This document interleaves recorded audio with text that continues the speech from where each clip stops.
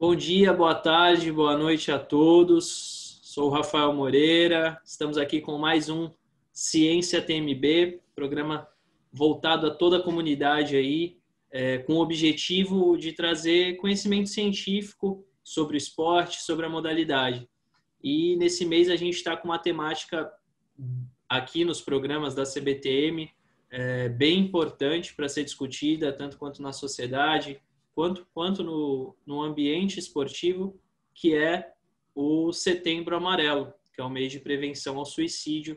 E tanto no programa do Diálogos, quanto hoje no Ciência TMB, a gente vai trazer essa temática tratando da saúde mental dos atletas, nos atletas e no esporte especificamente. E para conversar hoje conosco, nós temos uma convidada super especial, a Bruna Soares, psicóloga do Comitê Paralímpico Brasileiro, mestre em Ciências do Movimento Humano e Reabilitação pela Universidade Federal de São Paulo e, particularmente, aí, minha colega de equipe, né, no trabalho lá com a Seleção Brasileira Paralímpica de Tênis de Mesa, no trabalho que a gente desenvolve no CT Paralímpico Brasileiro. Então, seja bem-vinda, Bruna. Muito obrigado aí por ter aceito o convite. Tenho certeza que hoje a gente vai conseguir esclarecer um pouco mais aí para a comunidade essas questões das doenças psicossomáticas que podem atingir os atletas, o porquê o esporte ou o esporte de alto rendimento muitas vezes acaba se tornando um ambiente propício para que essas doenças aconteçam e o mais importante, né, a gente saber como a gente pode prevenir isso aí, sabendo de todas essas informações, como os profissionais, os pais que assistem esse programa possam entender como eles podem agir quando se depararem com esse tipo de situação.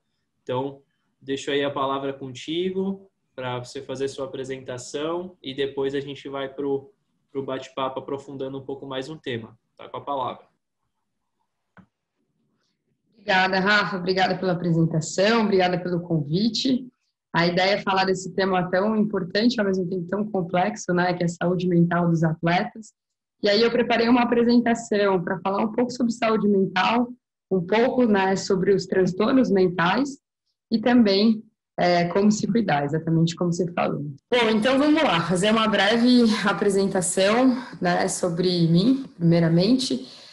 Também sou atleta, às vezes a gente brinca, fala, sou ex-tenista, ex-atleta, mas eu acho que uma vez atleta a vida inteira. Então trouxe uma foto aí, eu desde pequenininha, quando eu praticamente tinha a altura da rede, eu já comecei a jogar tênis. Como o Rafa comentou, né, recentemente eu concluí o meu mestrado, então uma foto aí no começo da pandemia fazendo essa apresentação online. E também compartilhar algumas experiências que eu tive no Comitê Paralímpico, como, por exemplo, no Parapan, né, que é um ambiente extremamente rico de muitas informações e, ao mesmo tempo, muita pressão, muito corrido, né? E aí até compartilhei a foto minha com a Dani, que é uma atleta do tênis de mesa do movimento paralímpico. E aí, então, antes de falar de doença mental, vamos falar de saúde mental. Então, eu peguei a definição, saiu recentemente uma cartilha com orientações do Ministério da Saúde que diz, né, que referencia, na verdade, a Organização Mundial de Saúde, que diz: a saúde mental é um estado de bem-estar em que o indivíduo é capaz de perceber suas habilidades, sendo também capaz de lidar com o estresse normal da vida, além de conseguir trabalhar produtivamente e contribuir com a sua comunidade. Então, acho que é importante entender o que é saúde mental, né? Envolve a capacidade de lidar com o estresse que acontece, né? E sentir, estar bem, um sentimento de bem-estar, né? O bem-estar físico, o bem-estar mental. E aí fazer até um contraponto, né? Do que é tristeza, do que é depressão, que às vezes esse conceito a gente discute bastante, que assim, ficar triste faz parte da vida. Ficar triste porque um atleta, por exemplo, perde um jogo, porque perde, né, uma competição, ou porque entra ali num período de lesão ou passa por um processo de reabilitação, ficar triste faz parte. Mas uma coisa é tristeza, outra coisa é depressão.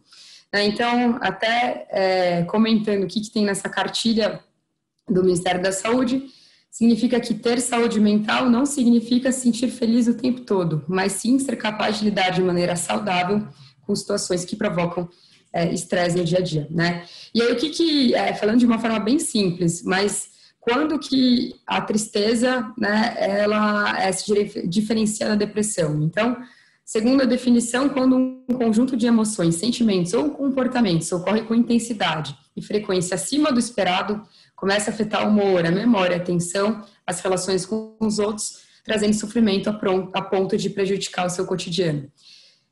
Então, o diagnóstico de depressão, tanto da ansiedade, ele é algo que não é tão simples assim,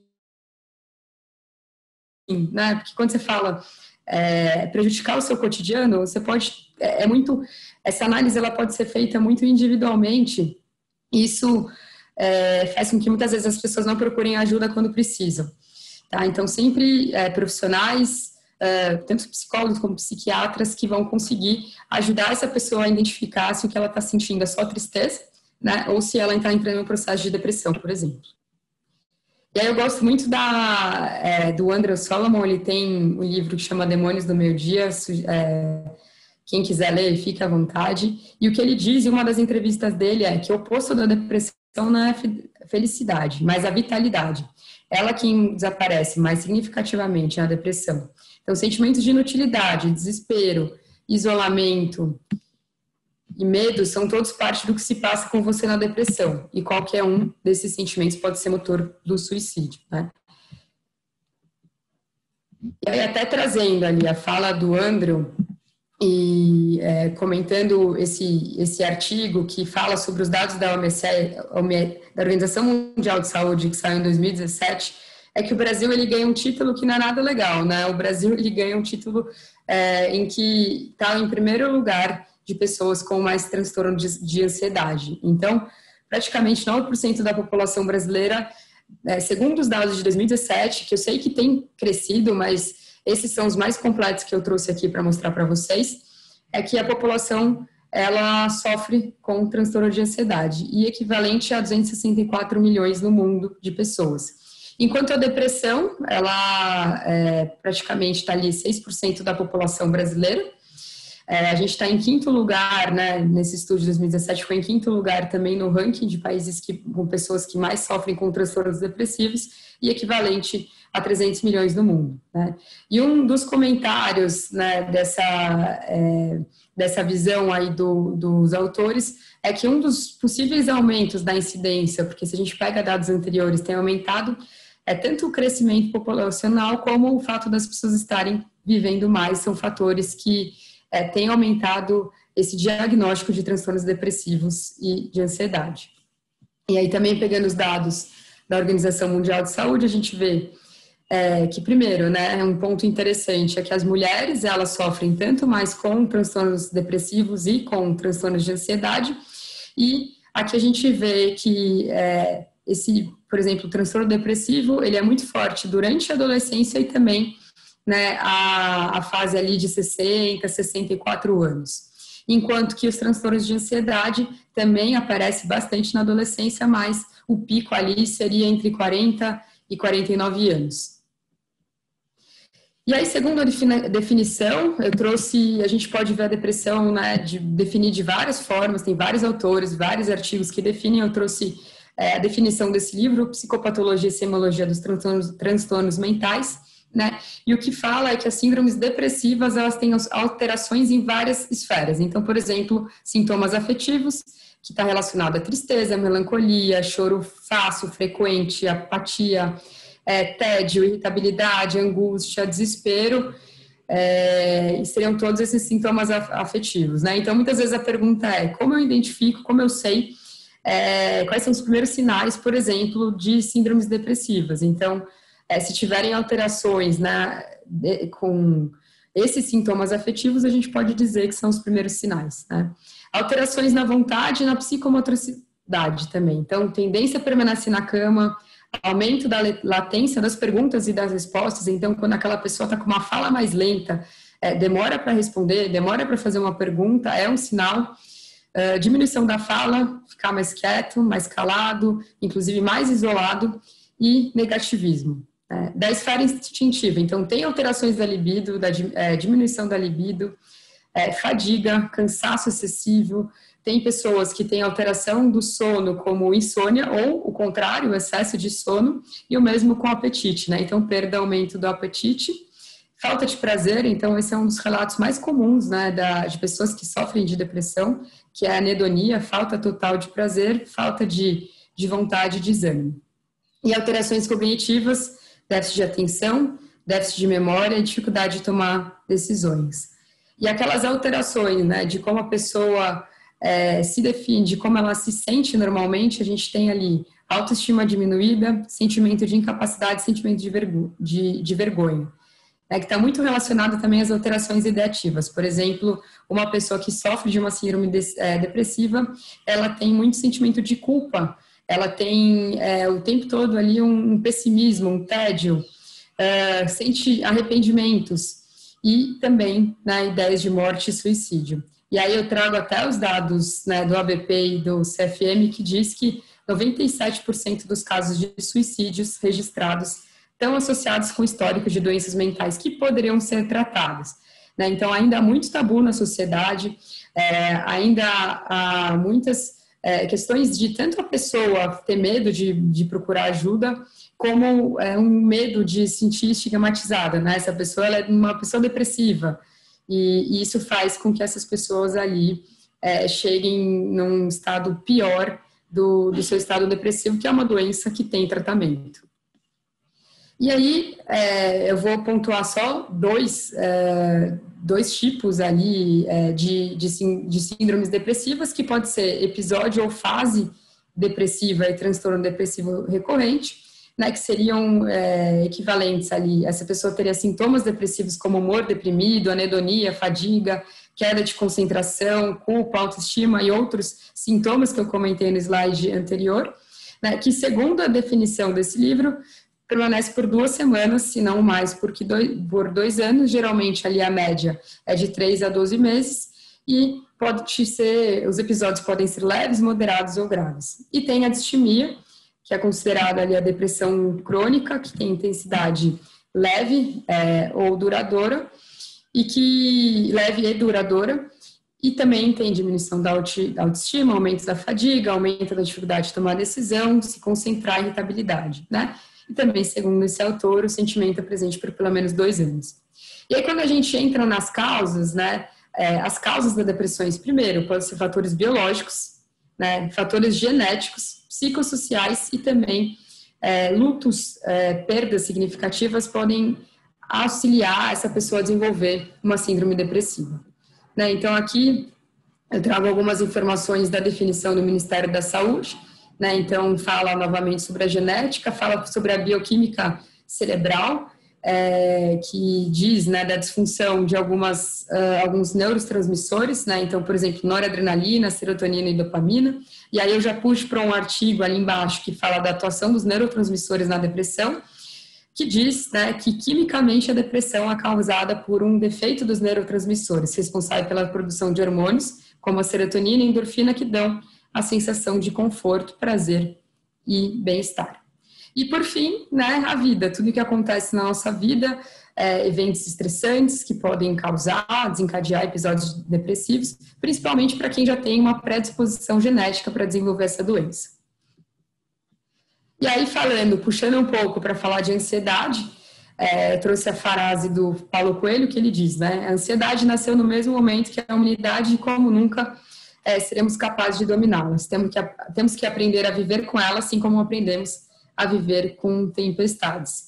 E aí é um ponto interessante que é a mesma discussão, né? O que é tristeza, o que é depressão, o que é uma ansiedade normal que faz parte da vida, o que é uma ansiedade patológica que chega a atrapalhar a vida dessa pessoa. Então a gente vai discutir um pouco sobre isso também. E só entrando na síndrome ansiosa, né, a gente tem quadros em que a ansiedade ela é constante e permanente, ou quadros abruptos menos ou mais intensos, que eu trouxe como exemplo aqui o ataque de pânico. Né? E um transtorno de ansiedade generalizada seria a presença de sintomas ansiosos por no mínimo 6 meses, em que essa pessoa se sente angustiada, tensão, preocupação, irritação, também tem muito medo, né? tem dificuldade de relaxar, tem dificuldade de dormir, dificuldade de se concentrar, e os sintomas físicos seriam dores musculares, dor de cabeça, tontura, taquicardia, sudorese e formigamento. Né? Alguns transtornos de ansiedade que a gente pode trazer seria o transtorno do pânico, fobia social, TOC, né, o transtorno obsessivo compulsivo, e também o estresse pós-traumático. E aí, o ataque do pânico, que seria um episódio ali abrupto, com alta intensidade, em que aquela pessoa, né, tem um episódio que dura de 5 a 10 minutos, tem muito medo de morrer, medo de ter um ataque do coração, e os sintomas físicos são taquicardia, suor, sensação de asfixia, náuseas, formigamentos, né, e tem a sensação que perde o controle ou até o medo de enlouquecer. E aí eu trouxe uma conversa de 2 autores aqui, que falam, né, se a depressão ela tem um excesso de diagnóstico, e aí a gente pode utilizar esse ponto ali também para falar de síndromes de ansiedade, né, e o autor que diz que sim, que tem um excesso de diagnóstico, ele defende que a falta de um modelo diagnóstico confiável, que é exatamente isso, a depressão e tanto a ansiedade, a gente não consegue ver, né, como uma pessoa, um atleta que machucou uma perna, né, que está passando por algum tratamento que é mais fácil, que é visível. Hoje, o diagnóstico ele ainda é feito, né, na base de conversas e questionários. E aí, o segundo ponto que ele traz é a comercialização de tratamentos, né, então é atrativo comercializar tratamentos e que medicalizar o sofrimento humano é normal, e ver qualquer expressão de depressão como um tratamento obrigatório. Eu coloquei até aí uma foto do Instagram, porque basicamente, se a gente abre o Instagram de pessoas, do modo geral, você vê um monte de gente feliz, sorrindo, na praia, né, uma vida maravilhosa, corpos maravilhosos, e isso traz um sofrimento e uma angústia também, muitas vezes para quem está assistindo fala, poxa, mas a minha vida não é como maravilhosa como essa pessoa, né, diz. E aí, o autor que diz que a depressão ela não não há um excesso de diagnóstico, ele diz que, primeiro, o aumento do tratamento reduz suicídio, então a gente não pode considerar que a depressão não pode ser tratada, ela necessita ser tratada.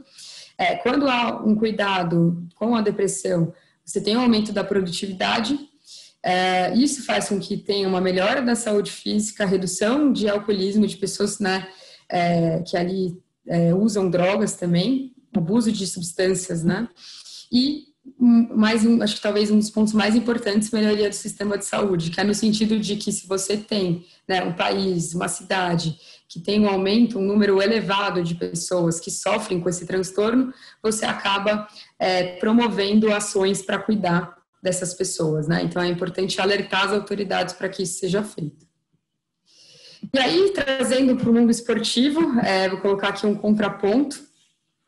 Aqui, então, são sintomas de pessoas com síndromes depressivas, e aqui seriam características de atletas olímpicos e paralímpicos que foram medalhistas de ouro, né, que disseram aqui quais foram os fatores que fizeram com que eles atingissem esse alto desempenho, e eles dizem, né, autorregulação, né, que é a capacidade, por exemplo, de regular o estresse, regular a ansiedade, a motivação intrínseca, autoconfiança nem tanto elevada, nem tanto baixa, mas na medida certa, estratégias de enfrentamento ao estresse, um tipo de pensamento positivo, né? Muitas vezes a gente fala que é um mindset de crescimento, achar estratégias de maximizar o treinamento esportivo, né? Então conseguir estar mais atento, conseguir estar mais focado, ter uma recuperação adequada, então isso envolve a capacidade de relaxamento, isso envolve o sono, né? E descanso. Até mesmo, por exemplo, como conseguir aproveitar as férias, que parece muito simples, mas eu já ouvi muitos atletas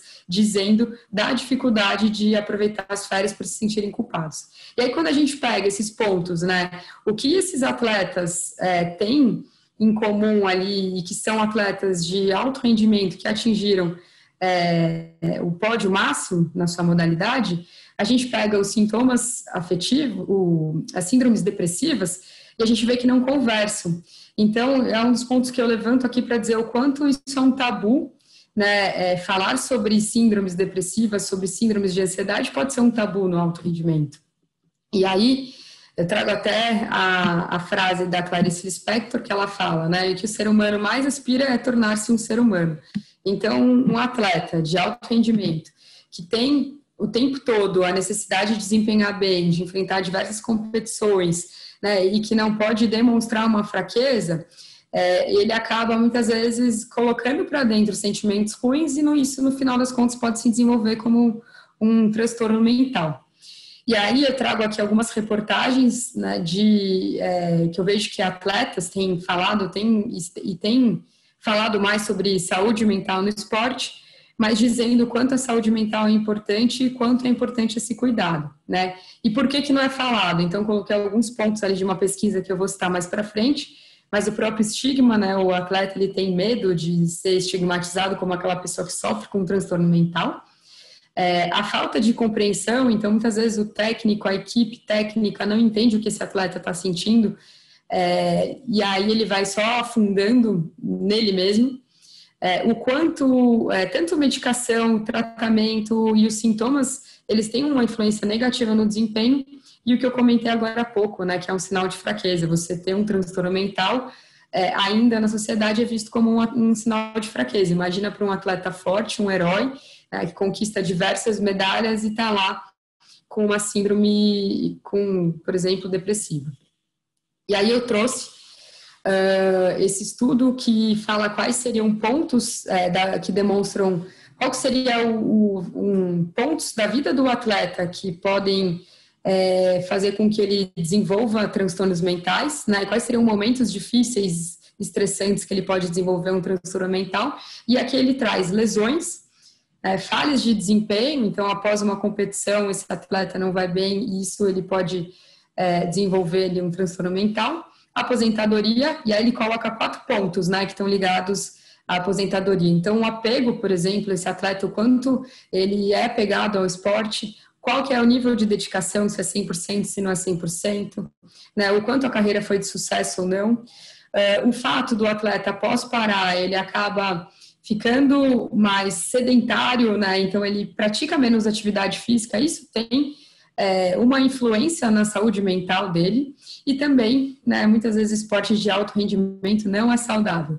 Então, esse atleta pode ter vida ali na aposentadoria durante a vida dele inteira. Então, a dor pode ser um fator prejudicial para esse atleta. Também colocaram aqui, os autores colocaram que esportes que exigem uma forma corporal, especialmente para a mulher, então, quanto isso pode trazer transtornos alimentares, baixo apoio social, então, quanto à falta de um apoio de pessoas, familiares, equipe técnica, profissionais da saúde, também a falta deles pode interferir no atleta.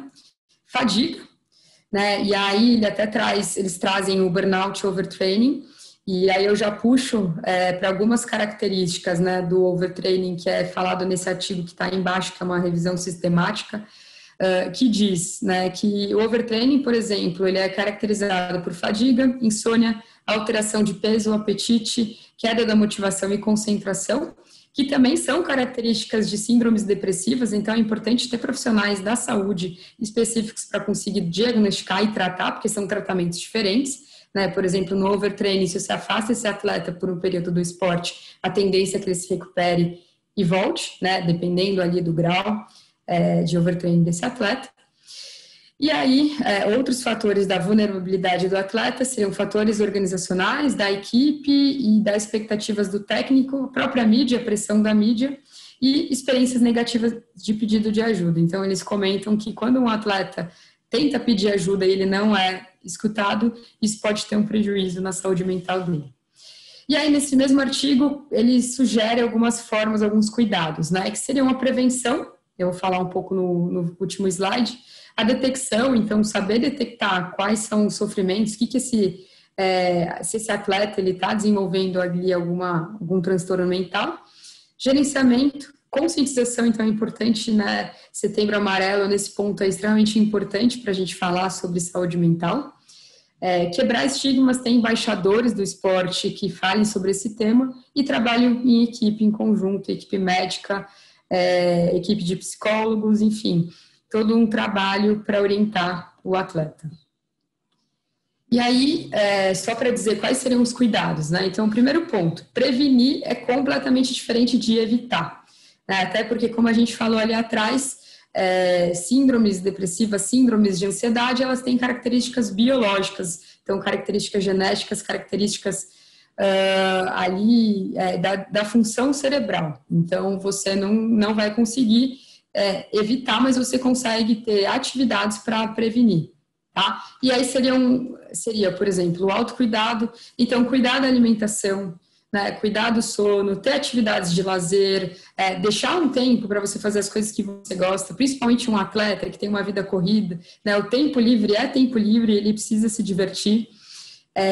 O próprio exercício físico, e aí eu falo de modo geral, para a população em geral, não só para o atleta, mas para todo mundo, isso a gente sabe que tem efeitos positivos para o cérebro, para o humor. Terapia, né, que ainda eu também falo que é um tabu, procurar uma psicoterapia, um cuidado ainda é algo que é um tabu, e ter válvulas de escape, né, então de repente esse atleta ele precisa de um tempo, ele vê que ele está ficando sobrecarregado, precisa de um tempo, conversa com o técnico, fala que vai passar o final de semana com a família, talvez isso seja suficiente para ele se recompor, né, e voltar melhor e com a saúde mental dele mais equilibrada. O autoconhecimento, então entender que alterações de humor, por exemplo, na pandemia a gente vê que alterações de humor elas fazem parte, mas qual que é o ponto, né, que está levando ali para um acesso de alterações de humor que pode se caracterizar por um problema maior e quais são os gatilhos, né? Então, por exemplo, eu vejo atletas, como eu dei um exemplo acima de atletas que precisam visitar a família, eu sei que tem atletas que precisam visitar a família, que senão isso é um estresse muito grande, muito alto e prejudica o treinamento.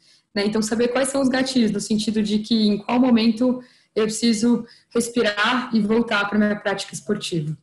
Viver o presente, né? Eu trouxe até alguns exemplos dessa pesquisa que fala do quanto a meditação, quanto a yoga traz pontos positivos ali para um controle da saúde mental e junto com o tratamento de psicoterapia e o tratamento com psiquiatra tem benefícios para pessoas que têm síndromes depressivas ou síndromes de ansiedade. O fato de manter-se ativo, né, lidar com pensamentos e emoções, então se um dos fatores que levam uma pessoa a um transtorno depressivo ansioso é não saber lidar com o estresse, então lidar com pensamentos e emoção, desenvolver e contar com uma rede de apoio, então é importante ter pessoas que você confia para pedir ajuda, ou então simplesmente para manter-se em sociedade, que é outra coisa que a gente está privado e também é muito delicado, e pedir ajuda, né? Atenção aos tabus, ao cuidado em guardar tudo para si, achar que é besteira e não conseguir pedir ajuda. Então, o que eu queria falar, basicamente, uma apresentação bem rápida, ao mesmo tempo com muitas informações, era isso. Legal, Bruna. Muito obrigado pela apresentação. Como você falou, foi rápido. A gente que está fazendo mestrado, que teve que qualificar, que você já teve que defender, eu que voltei também, a gente já fica meio habituado aí, né, a ter um tempo aí que não pode estourar. Tem que falar muito em pouco tempo, mas deu para entender tudo que você quis passar, e acredito que o pessoal que está assistindo aí também conseguiu entender, porque ficou bem claro. Então, pessoal, agora a gente vai para a segunda parte aqui do Ciência TMB, que é um bate-papo, tá? Eu anotei algumas coisas aqui da apresentação da Bruna, alguns temas para a gente discutir um pouco, para eu trazer para ela comentar também. E queria deixar claro que o programa não é ao vivo, tá, pessoal? A gente recebeu alguns feedbacks aí eu tô mandando pergunta ali no bate-papo e vocês não estão vocês não estão fazendo essas perguntas. Infelizmente o programa não tem como ser ao vivo, porque a gente depende, né, da agenda dos convidados, então a gente grava antes e ele é colocado como estreia, né, no YouTube aí às 5 da tarde no sábado. Então não é ao vivo. Então se você quiser deixar alguma pergunta, de preferência deixa aqui nos comentários, porque depois a gente consegue ver tanto perguntas quanto temas para próximos programas que a gente está aberto também a receber. Coloca aqui nos comentários que eles ficam fixos. O bate-papo, o chat aqui, Pode ser que a gente esteja online na hora e veja, mas a gente não vai conseguir falar no vídeo porque ele é gravado. Então, de preferência, interajam aí nos comentários. Então, eu queria, em primeiro lugar, falar, né, sem redundância, mas da importância da gente falar desse tema sempre que eu, pelo menos, assisto uma apresentação como essa, eu lembro o quanto é importante, né, a gente trazer a depressão, ou as doenças psicossomáticas, a saúde mental. É um tabu muito grande na sociedade e muito mais, às vezes, no esporte, né? Então, é extremamente importante, tanto esse programa quanto o do Diálogos, está sendo extremamente importante para trazer esse material de qualidade para a nossa comunidade, principalmente com pessoas que trabalham aí na prática, que lidam com esses dilemas na prática, como a Bruna. E aí, Bruna, minha primeira pergunta, a gente, né, vivendo aí essa pandemia, nós sabemos que trabalhamos juntos com os atletas, mas queria trazer para a comunidade, e eu mesmo não sei, com relação no geral, né, dos atletas paralímpicos, ou dos atletas que eu sei que você trabalha também fora do comitê, como foi essa questão da saúde mental para os atletas, né, durante a pandemia, principalmente para os atletas de alto rendimento, né? Nós, né, da Seleção Paralímpica, tínhamos uma grande competição aí, né, que era a principal competição de todo um ciclo, que teve que ser adiado para o ano que vem, e mesmo assim a gente ainda não tem a garantia, né, que vai ocorrer. Então eu queria que você comentasse um pouco qual foi a sua percepção, quais foram os efeitos dessa pandemia nos atletas que você acompanha, e quais foram as maneiras que esses problemas foram tratados. Só para exemplificar aqui para o pessoal, lá no CT Paralímpico a gente tem, né, onde a seleção de tênis de mesa treina, nós tivemos que interromper as atividades, assim como né, o país inteiro. Ficamos 4 meses parados e retornamos a mais ou menos 3 meses. Mas, né, nós sabemos que para um trabalho 4 meses é muito tempo, né? Nenhum atleta, eu acho que tinha ficado todo esse tempo sem trabalhar. Então, só colocando o pano de fundo aí, e aí deixando para a Bruna. Rafa, foi um momento bem delicado, né? Eu acredito que para alguns atletas ainda está sendo delicado, porque nem todos voltaram. Mas foi muito, muito difícil, assim, primeiro porque é ano de Tóquio, né? Então, ano de Jogos Paralímpicos, ano de Jogos Olímpicos, entrando no 4º ano de preparação, e aí, de repente, vai todo mundo para casa e, né, é uma pandemia, e, meu Deus, o que é uma pandemia? Então, assim, já começa pelo desconhecimento desse momento, que eu acho que nessa hora todo mundo fez uma pergunta, tá bom, mas o que é prioridade agora, né? Só que ao mesmo tempo vinha o questionamento dos atletas, tá bom, mas e Tóquio, tá? Tem minha saúde, mas tem Tóquio, e eu treinei para isso, demora para cair a ficha. Então isso foi muito, muito difícil. E aí eu vejo que é um momento, assim, tiveram grupos, né, que ficaram mais tranquilos quando teve o adiamento de Tóquio, isso foi bem forte, assim, o quanto o adiamento de Tóquio foi positivo para alguns atletas, para outros foi um pouco prejudicial no sentido, tá bom, eu não tenho classificação, como que vai ser a minha classificação para Tóquio, né? E aí, falando de modo geral, assim, os atletas nesse momento, como nós, né, sofremos muitas privações, né? Então, privações de treino, privações de relacionamento com amigos, com familiares, muitas vezes também. E isso faz com que você tenha que sofrer mesmo um isolamento social. Só que nós somos seres sociais, então o fato de você vivenciar um isolamento também é prejudicial ali para a nossa saúde mental, né? É importante ter trocas, é importante ter conversas, é importante passar por momentos de lazer, conversar com as pessoas que você gosta. E às vezes muitas pessoas não quiseram continuar dessa forma online, então isso foi muito difícil, né? Além disso, a gente vê que é um momento de muitos lutos, e aí tem lutos desde os mais graves, de pessoas que perderam alguém ali da família, alguém mais próximo, como lutos no sentido de, por exemplo, eu perdi meu espaço de treino, eu perdi, talvez, dependendo do atleta, dependendo do nível, perdi minha bolsa, minha fonte de remuneração. Então, assim, isso tudo são fatores estressantes que eles afetam a saúde mental do atleta. E tem um ponto do esporte paralímpico, que é muitos atletas, eles fazem parte do grupo de risco.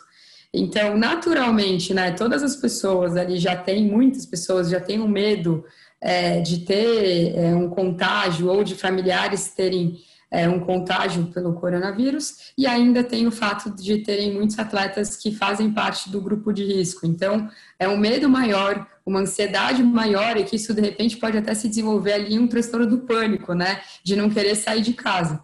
Eu lembro da primeira vez que eu saí de casa, assim, para ir até a padaria, para ir até o supermercado e falar, meu, que coisa esquisita, parece que eu estou em outro mundo.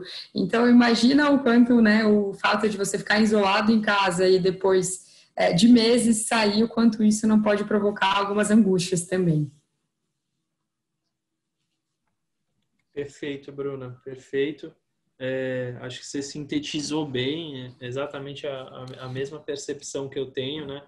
E aí, para o público que tá assistindo também, né? Queria destacar essa parte do que a Bruna falou, que além de todas essas questões, uma pandemia afeta, né? Uns mais, outros menos, mas a saúde mental de todos, né?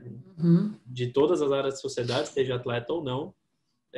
Os atletas nesse ano, né? Talvez se a pandemia tivesse sido 2018, 2019 ou 2017, pós-Rio, talvez não teria tido tantas implicações, né? Possíveis implicações negativas do que nesse ano, onde eles estavam às vésperas da principal competição, né? E para a qual eles prepararam tanto tempo.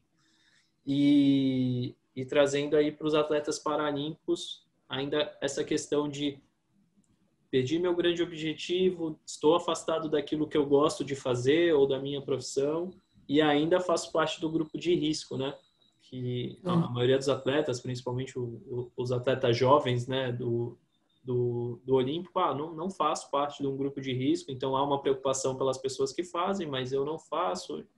Mas, né, a gente tem atletas aí no Paralímpico que fazem parte de um grupo de alto risco, que a gente sabe que se ocorre uma infecção, a possibilidade de agravamento é um pouco maior.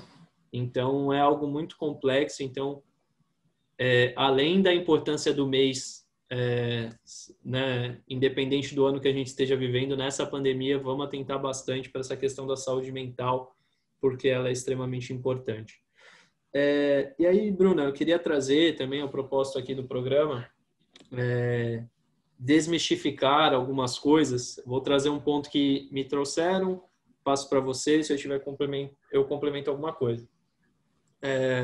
A gente sabe, né, você até trouxe ali no slide, que muitas vezes a atividade física, né, o exercício físico é indicado tanto para prevenção quanto para evitar, para prevenção quanto para o tratamento de doenças como a depressão, a ansiedade, enfim, esse tipo de doença. E aí, uma vez uma atleta, se ela estiver assistindo, ela vai se identificar, ela me perguntou, poxa, falam que exercício físico melhora a ansiedade, por exemplo, né? Melhora os sintomas de ansiedade. Mas eu treino todos os dias e eu tenho ansiedade.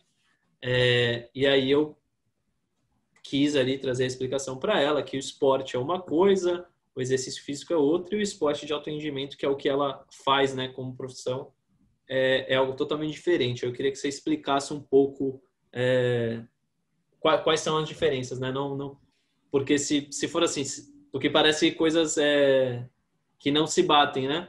Então, peraí, o exercício físico diminui a ansiedade, só que eu treino o dia inteiro, todos os dias. Então, como é que eu tenho tanta ansiedade, eu tenho depressão? Eu queria que você comentasse um pouco sobre isso.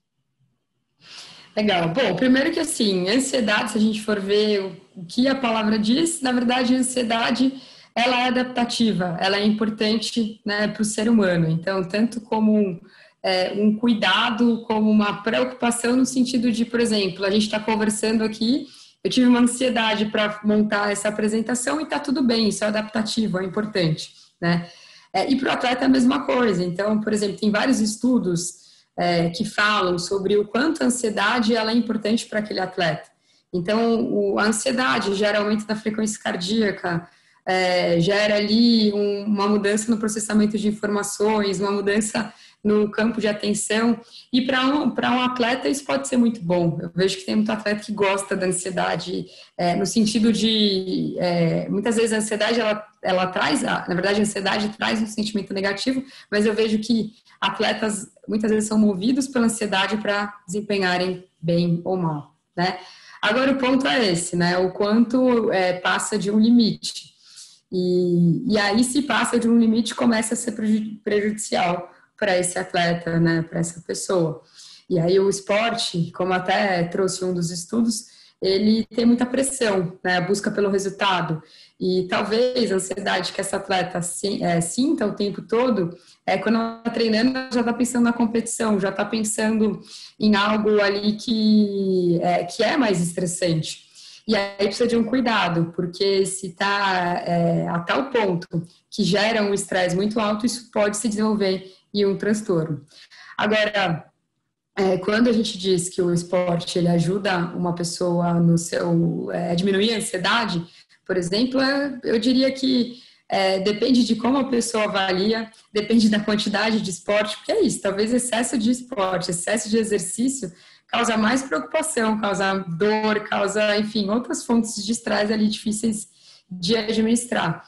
Só que vai variar para cada um, varia de como essa pessoa vive o esporte e como ela interpreta essa vivência do esporte. Tem gente que ama competição, que ama, né, jogar e tá tudo bem, então não é ruim. Tem gente que já não gosta, mas acabou entrando aí nesse meio e vive disso, e aí é muito pior.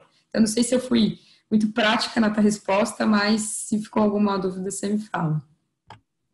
Não, perfeito. Você foi por um lado que é perfeitamente válido e é isso, e tem a questão, muitas vezes as pessoas confundem, que é o esporte como rendimento, onde eu estou ali treinando para melhorar o meu rendimento e poder ir para uma competição, e enfim. E aí, desde o alto rendimento de atletas que vivem disso, como no meu caso da Bruna, que fomos atletas aí de nível mais amador, né? Mas a gente se cobrava, a gente também passou por momentos difíceis como esse, enfrentar a ansiedade, enfim. Quando a gente fala do exercício físico, não provavelmente vai ser um esporte, né, uma modalidade esportiva, você pode correr, caminhar, andar de bicicleta, fazer musculação, enfim, ou mesmo praticar o tênis de mesa, né, que é a modalidade que a gente fala aqui, mas com algum objetivo de saúde, né, ou quando a gente fala da atividade física, aí vai ser mais até um lazer. E pelo menos daquilo que eu conheço de exercício físico e de como o nosso sistema nervoso funciona e conhecendo a depressão, são muito mais essas atividades quando a gente encara elas como um lazer, como a Bruna também colocou lá no slide, uma válvula de escape, né? Do que não, beleza, então eu vou treinar mais aqui que eu vou melhorar, né? Então eu vou jogar mais competição que eu vou melhorar. Claro, se isso gera uma pressão interna dentro de você, é claro que isso não vai dar certo. Então usar né, o tênis de mesa como lazer. Vou dar o meu exemplo. Eu fui atleta, quando eu era atleta me cobrava, tinha todos os estresses que todos têm, mas hoje eu consigo, às vezes, usar o tênis de mesa como uma válvula de escape, jogar ali para me divertir, porque é o que eu gosto. Porque eu já não tenho essa parte externa, eu já não tenho. Então, é a mesma modalidade, mesmas regras, mesmo esporte, mas com objetivos diferentes. Então, eu queria... Só acrescentando, basicamente, o que você está falando é assim, uma pessoa que trabalha não com esporte, sei lá, trabalha um advogado. Ele sai do estresse do trabalho dele, vai jogar tênis de mesa, vai se divertir, né? Isso é um lazer. Agora, é muito mais delicado quando o trabalho e o lazer é o tênis de mesa. Então, por isso que a capacidade de você lidar com isso vai depender de muitos fatores. Então, sim, o esporte de alto rendimento, ele pode ser bem prejudicial à saúde por causa das questões que a gente já comentou. Sim, sim. Perfeito. Tem que saber dosar. E aí eu queria comentar também, você passou rapidamente, mas da gente comentar sobre a saúde mental. A gente está falando aqui, né? O programa lá do Diálogos foi saúde mental nos atletas, a gente está falando de saúde mental no esporte, muitas vezes ligado aos atletas que estão praticando, mas eu queria falar um pouco de aposentadoria, né? Você até puxou ali e calhou com algo que eu estava ouvindo na TV, de ex-atletas assim, de futebol, né? O comentarista falando, foi até do técnico do Grêmio, aí, o Renato Gaúcho, falando que ele trocaria todos os títulos dele como treinador por mais uma vez ganhar um título como jogador, porque isso não se comparava. E aí entra um debate aí dos ex-jogadores que falam que sentem muito aquela falta daquela adrenalina e tal, e alguns até podem acometer por uma depressão, né, depois do término da carreira. E queria que você comentasse um pouco sobre, né, essa saúde mental nos ex-atletas ou naqueles que estão se preparando aí para se aposentar. Legal. Às vezes a gente fala muito da vida do atleta e esquece da vida pós-atleta. Então é super importante mesmo falar sobre isso. Mas é isso, assim, imagina que um atleta, todos os dias, ele vai lá, acorda, faz a sua ativação, treina de manhã, treina à tarde, joga campeonato, a vida vive em torno do esporte. É o que ele faz, é a vida dele. E aí, do nada, isso sai, né? Não do nada, nenhuma preparação, mas isso sai, né? Isso tem alterações ali químicas cerebrais desse atleta. Então, tem que ter muito cuidado nessa transição, né? Esse atleta, eu vejo que atletas, por exemplo, se preparam 2, 3 anos, porque tem questões também, não só da preparação psicológica, mas, por exemplo, da organização financeira. Porque esse atleta, ele para de competir, para de jogar, e ali em 1, 2 anos ele está quebrado financeiramente, né? Então, assim, é muito cuidadoso, tem que ser muito cuidadoso o processo de aposentadoria. E muitas vezes esse atleta até, que eu comentei na apresentação, ele sente muita dor, então ele não tem mais aquele apoio da fisioterapia, ele não tem mais aquele apoio de todas as áreas para controlar esse nível de dor, então às vezes ele não consegue, ele é privado até de um esporte de lazer, por exemplo, né? Então, assim, são várias questões que esse atleta precisa cuidar e a gente precisa dar um suporte para ele. E aí, até puxando para a primeira pergunta do bate-papo, assim, falando da pandemia, o que eu vi muitas pessoas falando, muitos atletas dizendo, eu vou me aposentar, né, depois desses Jogos de Tóquio. E aí, o quanto isso também priva esses atletas agora de repente, fazerem a aposentadoria do jeito que queriam, né? Então, aí traz mais conflitos de saúde mental. Mas aí eu estou misturando um pouquinho de tudo.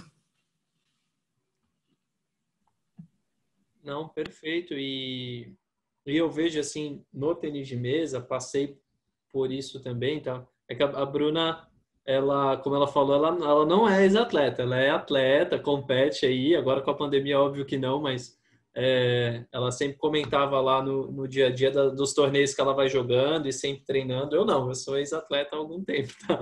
Mas talvez algumas das pessoas que estão assistindo vão se identificar ainda sobre essa questão da aposentadoria, que isso também é real no tênis de mesa, né? Eu vi quando eu entrei na faculdade, eu já sabia que eu treinava, né, todos os dias, muito, enfim, era a minha vida. Quando eu entrei na faculdade, quando do nada parei de treinar completamente, é algo físico, né, mesmo, como você falou, algo químico. Então, teu corpo está acostumado ali com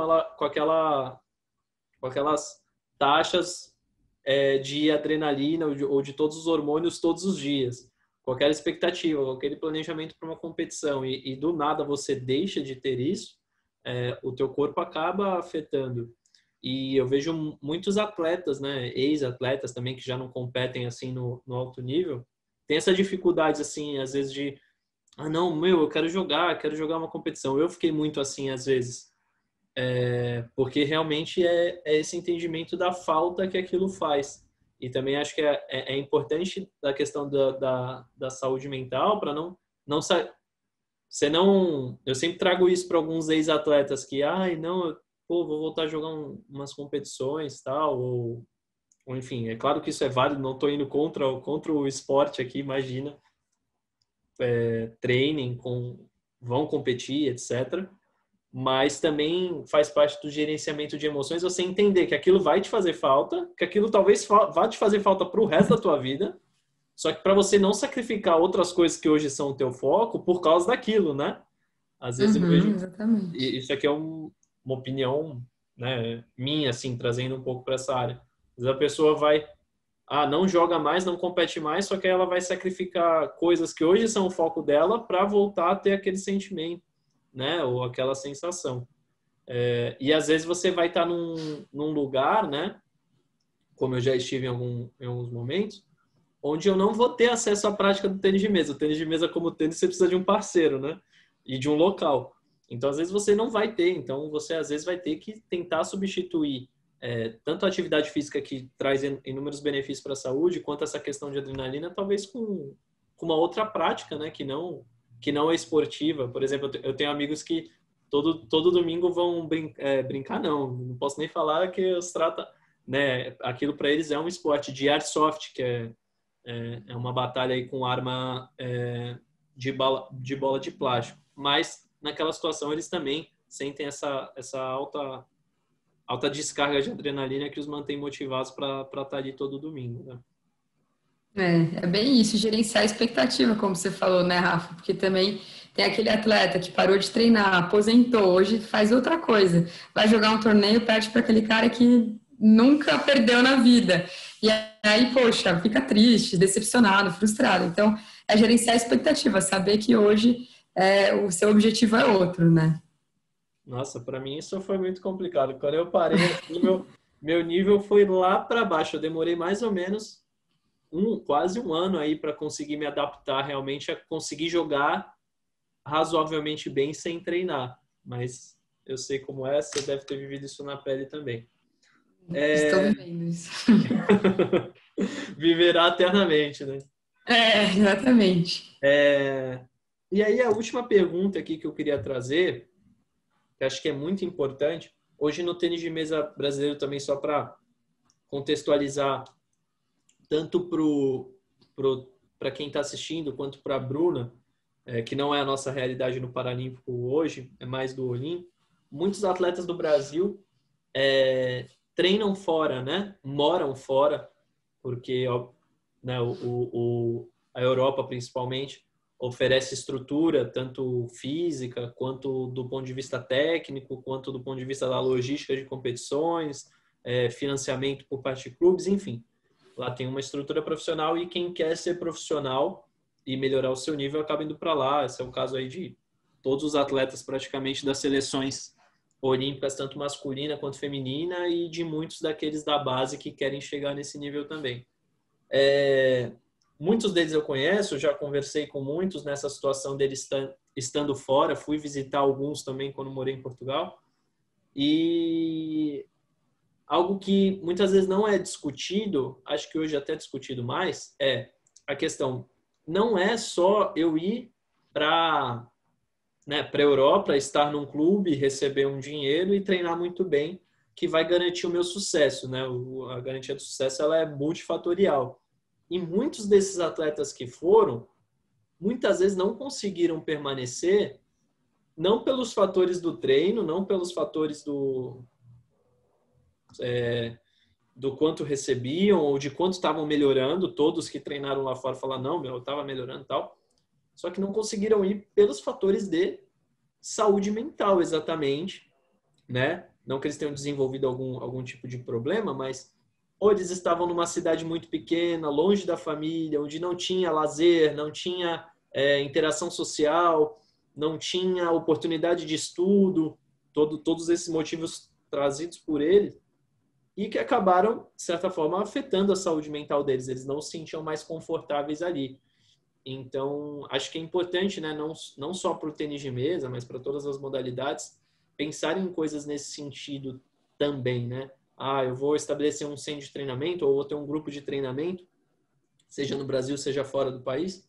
Eu não posso pensar só nas questões de treinamento se eu quiser garantir a saúde mental dos meus atletas, né? seja eu gestor ou um treinador, eu vou ter que pensar nessas outras questões também, porque elas podem impedir que o atleta continue o seu desenvolvimento. Se a gente for pensar o que é importante para um atleta ele atingir o pico, né, do rendimento esportivo, um dos pontos que a gente fala é uma rede de apoio. E quando você sai do Brasil e vai para qualquer outro país, muitas vezes você tem que construir essa rede de apoio.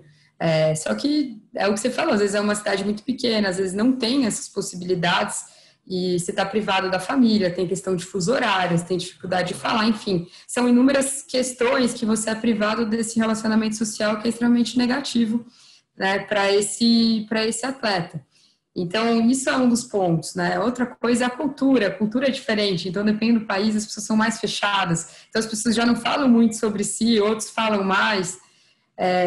Então, realmente, assim, você morar fora do país, independentemente se você vai ser atleta ou não, acho que é saber como cuidar da sua saúde mental, né? Tem questões de alterações do clima, então, eu lembro de uma brasileira que eu conheci uma vez que estava morando fora.